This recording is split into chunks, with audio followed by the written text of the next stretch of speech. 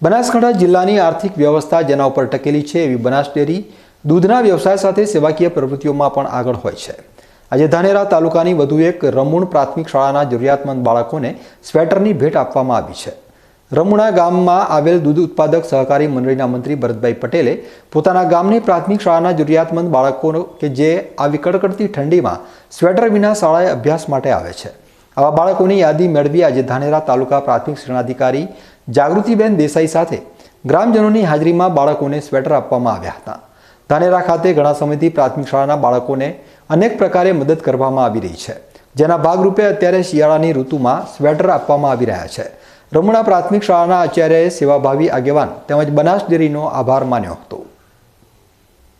રમુણા અનુપમ પ્રાથમિક શાળાની અંદર બનાસ ડેરી દ્વારા ગરીબ બાળકોને સ્વેટર વિતરણનો કાર્યક્રમ હતો, જે અંતર્ગત રમુણા દૂધ ઉત્પાદક મંડળીના મંત્રી શ્રી ભરતભાઈ તેમજ રમુણા દૂધ ઉત્પાદક મંડળી તરફથી શાળાના ગરીબ બાળકોને સ્વેટર વિતરણ કરવામાં આવ્યું।